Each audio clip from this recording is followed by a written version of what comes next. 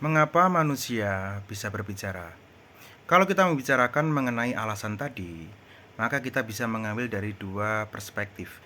Yang pertama adalah perspektif struktural dengan tokohnya Ferdinand Mongi de Saussure, yang landasan berpikirnya adalah behaviorism. Yang kedua adalah aliran transformasional dengan tokohnya Noam Chomsky, dengan landasan berpikir atau filsafatnya adalah mentalism. Dua pandangan ini mengkonstruksi alasan mengapa manusia bisa berbahasa secara berbeda.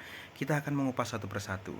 Nah, kalau kita bicara mengenai aliran struktural yang dilandasi oleh cara berpikir behaviorism, kita harus tahu bahwa mereka hanya bisa berbicara atau mau berbicara terkait dengan wilayah empirik atau aktivitas yang bisa diselami, bisa dipahami, bisa dianalisa. Nah, struktural dari Saussurian sendiri itu dipengaruhi oleh tradisi sosiologi oleh Emile Durkheim.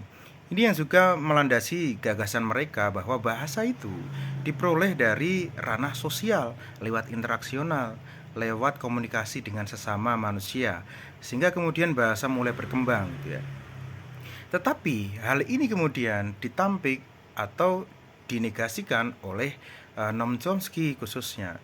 Menurut Noam Chomsky, bahasa itu tidak diperoleh di ranah sosial, tidak diperoleh hanya dengan interaksi saja, tetapi ada alasan-alasan mental yang kemudian merepresentasikan bagaimana manusia itu bisa berbicara. Dia menyebut bahwa di dalam sistem otak manusia itu ada LED, Language Acquisition Device. Ini semacam memori penyimpanan yang di dalamnya ada fungsi otak untuk menyimpan struktur dan kaidah berbahasa. Jadi dia memandang bahwa bahasa ini adalah innate properties, semacam warisan yang sudah diberikan kepada manusia gitu ya, secara alamiah. Ini perbedaannya. Kalau tadi mereka menyampaikan bahwa bahasa itu berkembang di ranah sosial, berarti tidak ada kategori mentalism. Sedangkan yang kedua tadi sebaliknya, mereka melihat bahwa sebelum manusia berinteraksi, manusia sudah dibekali alat untuk berbicara, LED tadi itu. Nah, sekarang bagaimana kemudian kita melihat dua perspektif yang bersifat diametris ini? Kita bisa mengambil sintesa dari keduanya. Memang betul bahwa bahasa itu sudah dimiliki oleh manusia. Jadi ada fakultis atau ada bagian tertentu di otak manusia gitu ya, yang memang diperuntukkan untuk berbahasa.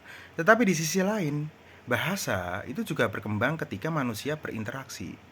Hal ini dibuktikan ketika yang pertama dari kalangan mentalism ini membuktikan bahwa otak simpanse itu tidak memiliki alat untuk berbicara sebagaimana manusia. Di dalam ilmu psikolinguistik nanti kita akan menemukan apa yang disebut dengan area Broca dan area Wernicke. Ini yang kemudian menjadi perkembangan selanjutnya. Nah, sedangkan dari aliran yang berbasis behaviorism, mereka juga melakukan penelitian bagaimana kemudian manusia dari sejak kecil itu diberikan kesempatan untuk hidup tidak dengan manusia, tetapi dengan hewan. Nah, penelitian yang sebetulnya sedikit kontroversial ini ternyata menjadikan manusia yang hidup bukan dengan manusia tidak bisa berbahasa. Nah, ini juga membuktikan bagaimana masing-masing orang, masing-masing kubu ini punya perspektif yang cukup logis, make sense. Maka jalan yang saya tawarkan adalah mensintesiskan keduanya. Kita percaya bahwa ada innate properties yang dimiliki manusia lewat LED tadi yang disebut oleh Noam Chomsky. Tetapi di sisi lain, tanpa adanya interaksi di ranah sosial, bahasa mungkin tidak akan berkembang.